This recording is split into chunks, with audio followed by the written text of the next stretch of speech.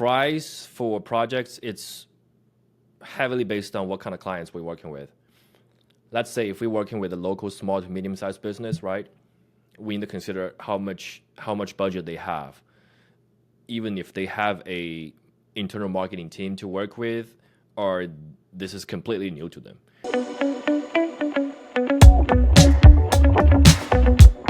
Welcome back to First Dollar Academy. I'm your host, Jeremy Mohue. If you've listened to previous episodes, you may have noticed that the podcast is heavily skewed towards tech founders and business owners.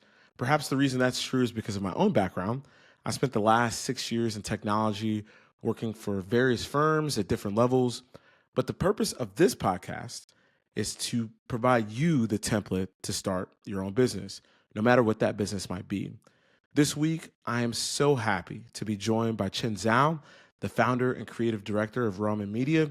Zhao has built a video production company from the ground up and shares how his journey went from international student to entrepreneur. Hear how Zhao went from learning on the job to creating videos for big brands like Turner Construction. Chen Zhao, welcome to First Dollar Academy. Thank you so much for joining us. Thank you for having me, bro. Absolutely. It's so funny how we met. We met on the Mingly app. It's working perfectly, right? The networking situation, and I'm so curious to hear about your story because you've been able to kind of grow in such a quick amount of time. But for those who don't know you, please introduce yourself. Yeah, so I'm currently running a video production company in Dallas. So we are primarily doing B2B space. So we pretty much help other businesses to connect with the audience using video strategies.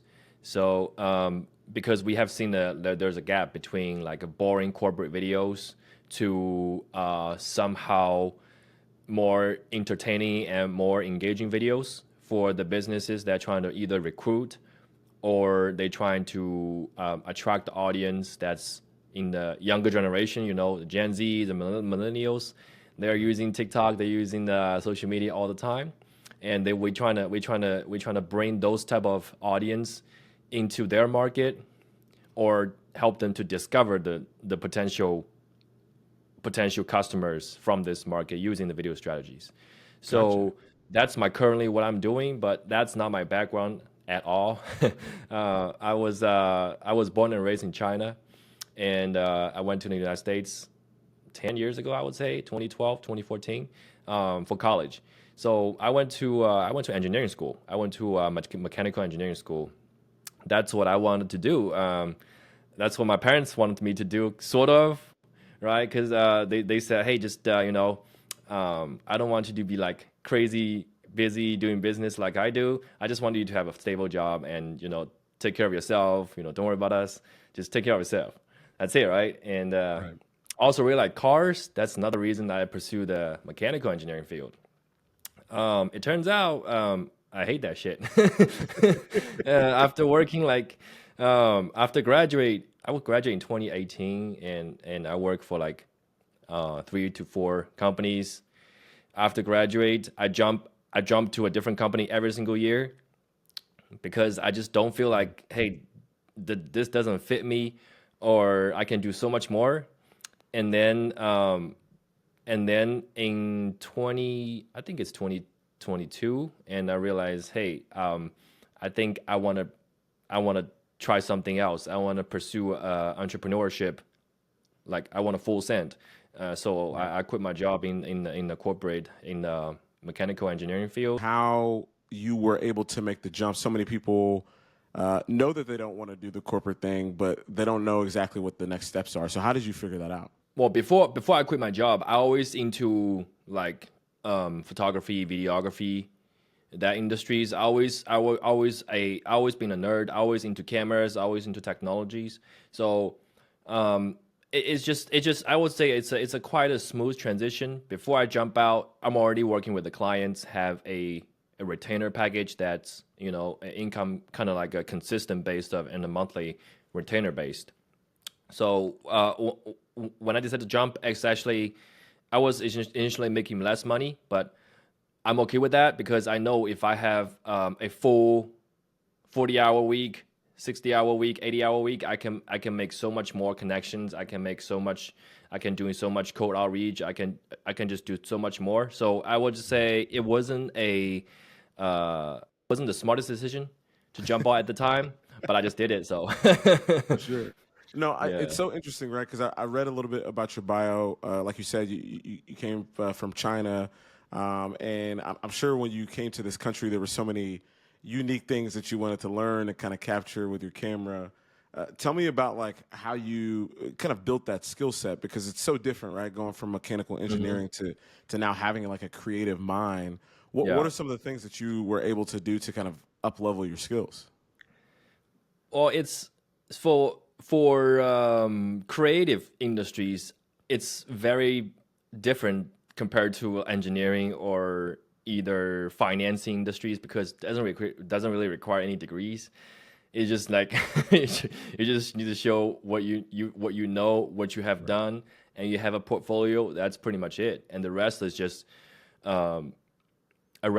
like general business knowledge, which I definitely lacking when I jumping out. I didn't know like running the video production company will be different compared to like any other business, but it's not. It's just running the business. Right. It's just like you selling different things. For this industry, you selling a video solution. You're selling the marketing solutions for other businesses, but you still need to speak in their language. You still need to convince them like, hey, this is what you need, why you need it, and how we can help you. Um, that sort of thing. So definitely, I would say the the things that you need is business knowledge more than anything else, more than creative mindset, more than how better your camera is compared to any other competitors. Like that doesn't really matter. It's so Yeah. funny that you mentioned that because technology is so good nowadays. Your iPhone shoots in 4K, right? So Hmm. many people are becoming creators. It's such a low barrier of entry, and Yep. yet you created this business and you have like a portfolio and really great videos. I mean, like, what was when you meet with clients, what's your differentiator, or how do you get them to kind of trust you to craft their vision? So I wouldn't say we have a niche, but we do work with lots of companies, lots of clientels in one specific industry, which is where I'm coming from, engineering. I'm like naturally, I wanted to connect with other engineering companies. Matter of fact, my former employer is one of my client right now. We working like multiple projects because I know their industry. I Right. was able to speak the language. I was able to communicate value proposition to them. Right. I would say the most important thing is the communication skills. You need to convince. You need to tell them why this video can make them money. That's the Mm. basic. That's the baseline, right? They if they want to spend thousands or if tens of thousands of dollars into a video campaign, they need to know how does this video can bring ROI to their business, to their product line, or the new service they want to pushing out.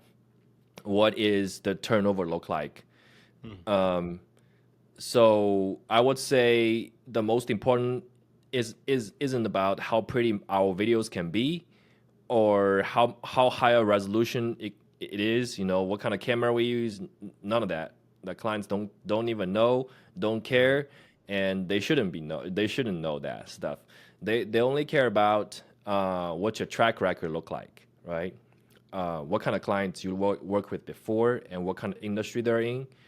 So if you want to pursue a gym industry and you bring them out some like restaurant videos, that doesn't really speak to them. So I would say the most important is just that have you worked with that in the industry before, and are you able to communicate the value proposition with your potential customers? Absolutely, it's so important, right? Because you're right. The price that they're spending, they want to know if they're going to get that return back, and Yep. it's super important to kind of pinpoint. So you said obviously you built those skills over time to kind of make it so that you can show that value proposition. But you touched on the fact that like the business part was hard, right? So like That's what, the tricky part. Yes. so what like what did you do first? Did you create an LLC? Like what were the steps that you took to kind of like just dive in and start learning how to like become like a business person? I would say for the majority part, I learned from YouTube because I didn't have a business degree.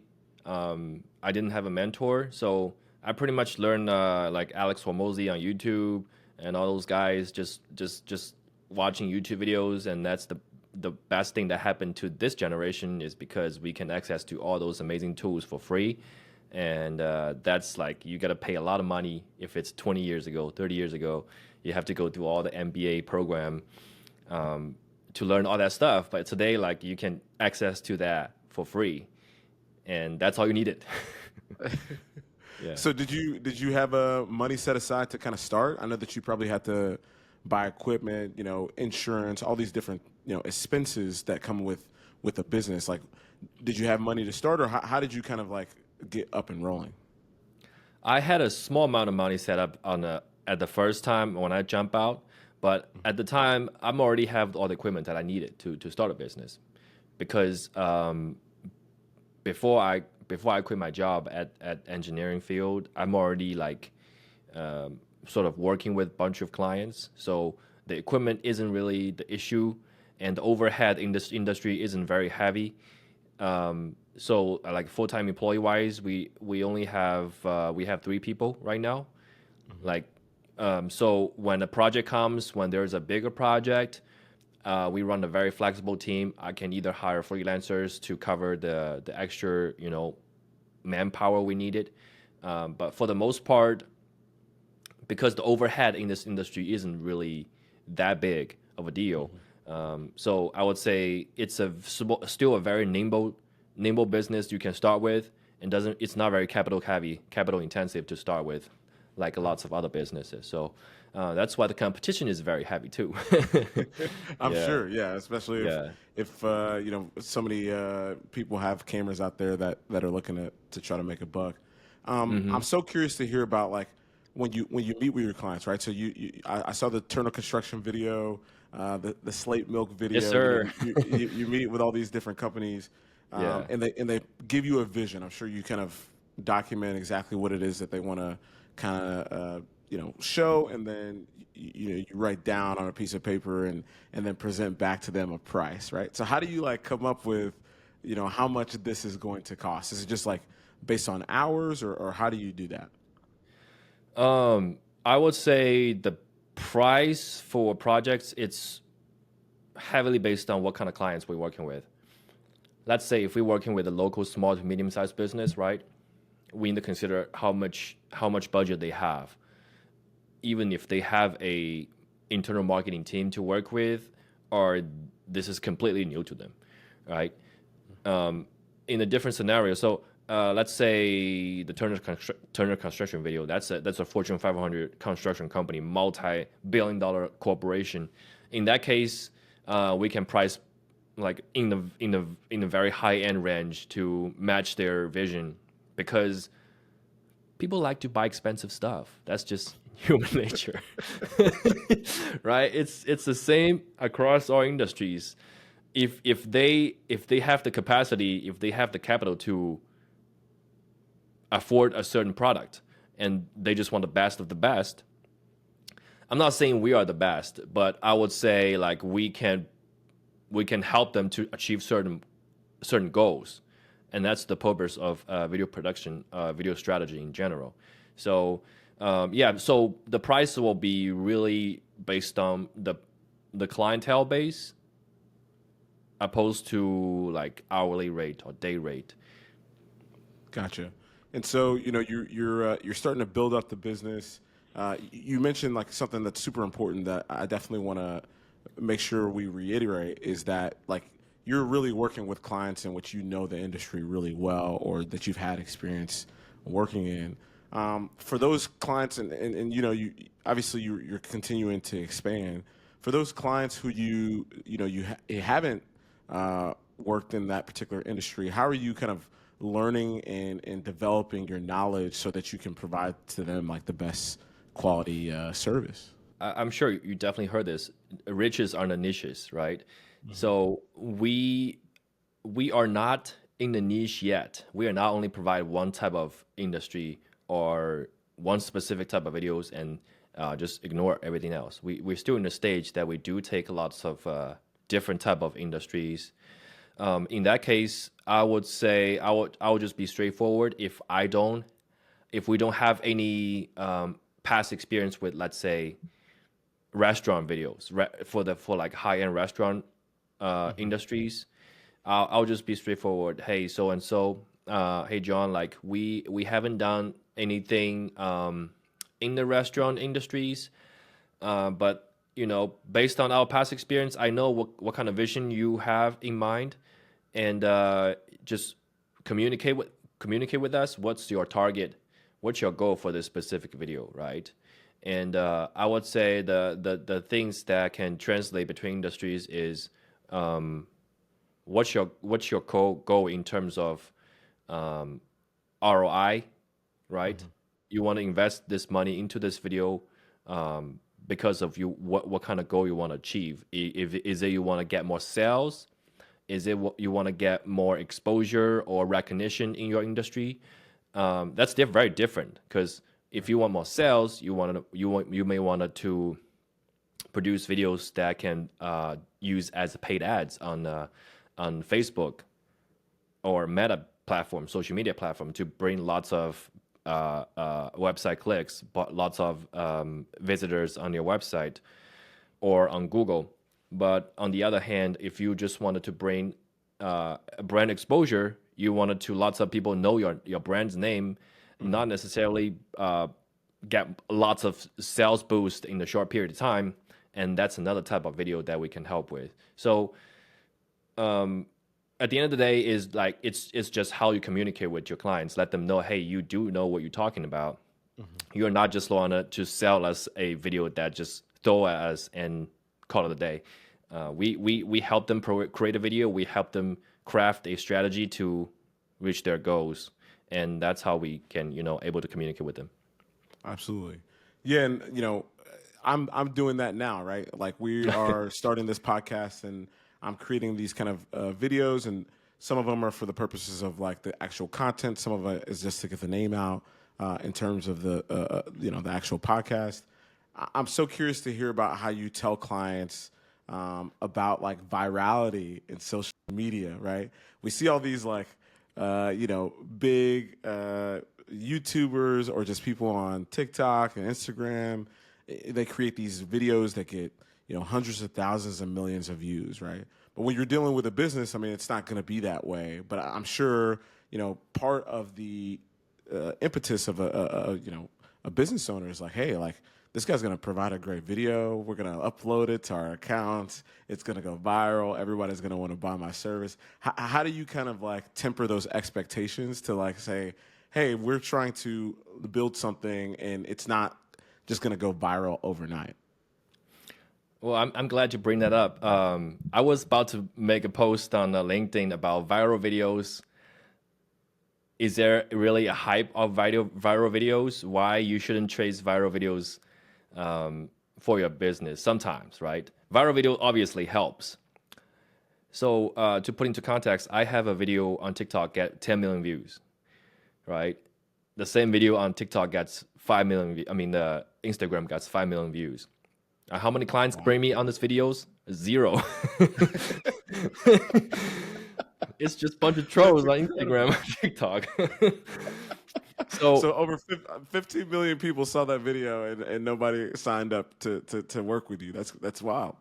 yeah, so the video is not about the business itself. It's about ASMR, about a camera card that's set up. It's really cool, right?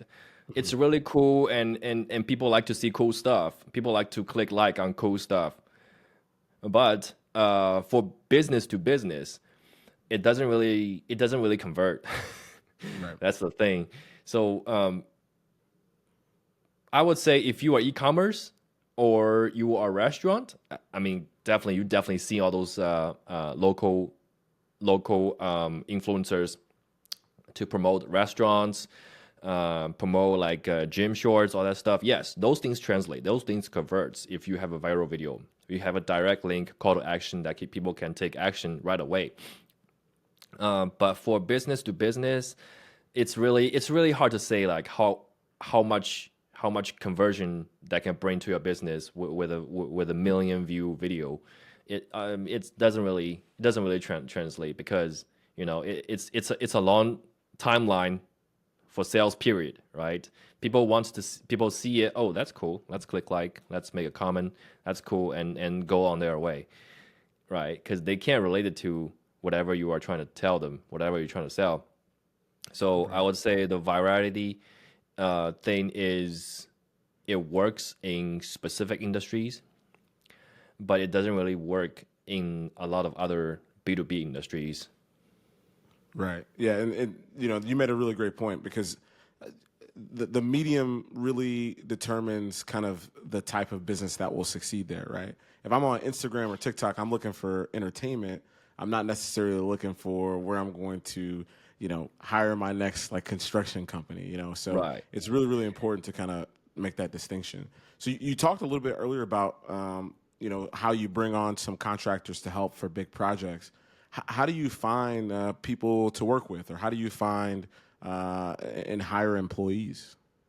I have a connection in the local market for people that's in the filming industry or in video industry that we have mutual friends, or we have worked with other, early on we work in the same project before. So I have a talent pool that I can call on them. Hey, this guy he's really good at this and this, and the other guy is really good at maybe like gaffing, which is a term in the film industry about lighting setups, right? This guy is really good at this, and this is his day rate. So I have a sheet of people that I can call at any given time. Either it's local or maybe like out of state. So I keep my connections close, and I leave a really good reputation within the industry because it's still a very small industry. Like people kind of know each other. So we Right. want to you wanted to keep a very good reputation. You wanted to be easy to work with. You wanted to make payment on time. That's very important too. So I always pretty much networking and make a good impression, and things just will happen. There we go. You have limited time to work with these businesses. There's a lot of work that goes into setting up things beforehand so you can kind of provide that information to the people that you're working with to set up the shots and really, help them understand like, okay, we're going to go here, here, and here for these particular shots so you can put everything together. I'm so curious what your strategy is when like maybe you miss a shot or you realize only after the fact, after everyone's left, maybe we didn't get exactly what we wanted. What do you do after that? Do you just kind of work with what you have, or will you kind of go back and try to get the footage that you needed? All right, let's go technical here. So a good thing about this in the things that I do, the niches I work with, is that I'm glad I'm not in the wedding industry, because if I miss a shot, if I miss a moment, that's gone. Like, I'm screwed. Right. I'm toast. So in the industry, I mean, for example, we are doing like interview shots, right? With the 3 to 4 candidates at the company. There's always time that we can roll back, let the people know, hey, let's change your expression one more time. Let's change the tonality in the next paragraph, in the next sentence you gonna speak with. So I would say there's a lot of things that you can read done, and if you miss a shot, you can always do a supplement shots later on. So I wouldn't say it's a very important that you have to catch every single moment. It's not a very sensitive for the majority of the project we work with, it's not a very time sensitive or uh, um, time sensitive project, or you have to catch every single moment, because you always can work around in the post production. You can either cut into pieces or stitch together from time to time. So yeah, so I wouldn't say it's very important to like catch every single moment. You can always overshoot and decide to delete most of the footages. Yeah, so that's another thing that we always overshoot. We always make sure that we cover everything, even though we don't need it. In the post production, we can always delete them.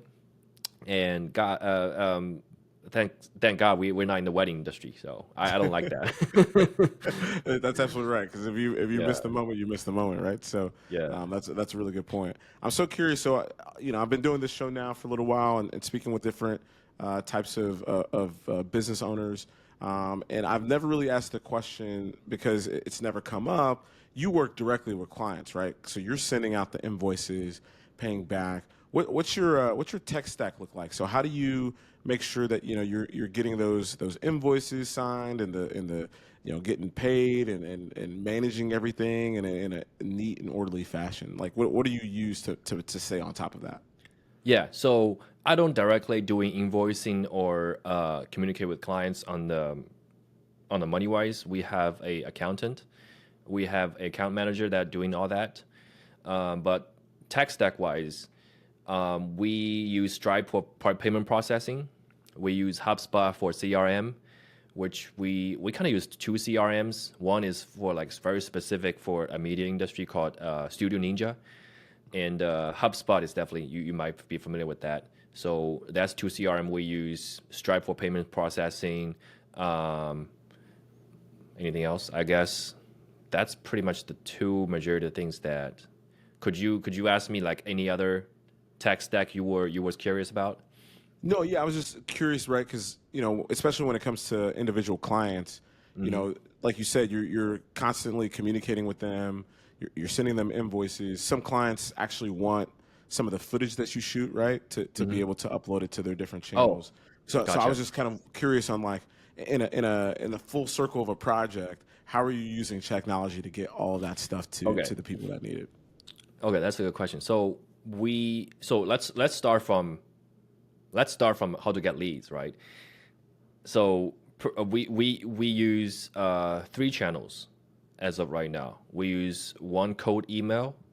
We use one is for content for social media content, and we do some Google ads on the side as well. Not very heavy, but Google ads, social media content, and cold email. So cold email we use Apollo.io, Instantly.ai. Those two tools we can use to constantly pushing maybe like 50 to 100 emails to all different people. And that we see a quite a good ROI on the cold email channel. And for social media content, we been slacking lately. We haven't really pushing much stuff on social media, which we need to working on. And that's another thing. Like, I want to jump on the podcast with you because I want to build a personal brand. I want to focus building a personal brand, and that's another thing I want to focus on as a personal brand, not just a business account. Right. So Google Ads, I wouldn't say it's a pretty good return because just because the Google Ads area in this local Dallas, I guess it's because I'm just suck at it because I haven't seen really I haven't really seen much return on that. Yeah, so that's the three channels we use on the lead generation. Of course, there's a referral, but that doesn't count. Right. Yeah. Right. Because you're not spending money for But that. yeah, so after that, we got in the leads into HubSpot, and pretty much I use HubSpot to remind me when to follow the clients, what's the stage weighing, right? What's the pipeline look like? Um, yeah, and that's been really helpful because we will be able to follow up on all the clients on time. I think that's very important. Follow up is always contribute to half of your business. I guess you might familiar with that. Oh yeah, absolutely. From all the business gurus on YouTube. Let's be talking about that. Follow up game is the game, man. Right. Yeah. Absolutely. So let Yeah. me ask you this So question because it's so mhm. interesting within your particular type of industry. Oftentimes people want a specific project for a specific reason, like you mentioned. You'll shoot the project, and then you'll be done, right? And it's so interesting because you're trying to build a relationship with that client so they continue to come back with you. But for the sake of what you're doing, right? It is very transactional. It's kind of sometimes a one time thing. So how are Mhm. you maintaining the relationships to keep people coming back, or what's your strategy to refresh people's brands, or just get them to come back to you continually so you can kind of drum up business that way? Um, that's another thing I want to talk about is how to nurture the past clients, how to um, how to turn into an evergreen clients, pretty much. So we just start doing the email listings. We just start doing the newsletters to send to build a client uh, mail list to all the other past clients. We send out them what's the highlight, what the last month highlight of us, right? Related to their industries. I don't want to send them something. I don't want to send them something general. They don't want to Right. see anything about, hey, we did a restaurant project for a construction company. Like they don't really care. So Right. we separate our mailing list into three categories, right? Each category we build a specific type of either a case study that can provide value to their business, right? Hey, this is what we did to the so and so roofing company, and they've been able to use their videos to get X, Y, and Z returns, and that can help them to come up with these new ideas or help them to get a sense of urgency for them. Say, hey, oh, this guy's doing that. We are better than them. Why shouldn't we doing that? Right. We'll build a urgency for them to, hey, we need to acting right now. Otherwise, they are taking our customers. So that's another way we can build this urgency through the newsletter to show them case studies to bring value to them. At the same time, also like, hey, tell them, hey, we are here, right? We are here. We're in business and we are ready to help you out with the new stuff where we bring out. So that newsletter is a really we're just starting out, but really we should like starting earlier too. But that's one thing that we can nurture the past clients Mhm. into bringing more returning recurring projects. Got it. And another way that we did is we trying to turn them into a retainer package clients. Not all business need monthly videos, but there's quite a few type of industries like automotive industries, like detailing shops. They kind of need a consistent social media videos that they post every single week, right? So we sign them up as a retainer client. Every single month they paid us from $2,000 to $4,000 a month on a content package. So we come over to their shop or to their location twice a week, twice a month, and then we send them a deliverables, or we help them to do the social media posting and managing on their account as a whole package. So that's another way that we were able to utilize our past relationship with clients into leverage the relationship into like something bigger. That's awesome. Yeah, and like you said, not everybody needs that, but Hmm. I love the way that you're thinking about how you can build urgency or create a sense of urgency for people in the same industry, especially as they're competing against one another. But my last question for you, Chen, is just your overall goals. I mean, how far do you want to take this thing? Like, how big do you want to get, and what are some things that you're trying to learn right now to continue to like grow? Honestly, I don't really know what I eventually gonna do. Right now, this is the type of industry I kind of, I enjoy doing it, and I think I'm pretty good at it. And we do have a track record of successful projects and successful clients we work with. So the short term goal will be grow this agency into seven figures, and after that, I think I might wanted to see, what is the ceiling that can we can do as a video industry or as a marketing industry. I'm very ambitious. Like I want to make 8 9 figures or whatever. So I would say once I reach the short term goal, I might want to branch out into create a product, tag into maybe e-commerce and selling physical product and utilize the skills that I have in the video marketing, so I can very quickly turn around the product into, um, you know, I can scale this product very quick because I'm already learned how to help other businesses to do the same. So once we have the capitals, we have the cash flows, and we can launch a product really quick. So I would say the long term goal is, I don't know. I want to be successful, but I don't know in the long term goal, like 10 years from now, what I will be doing. I have no idea, honestly.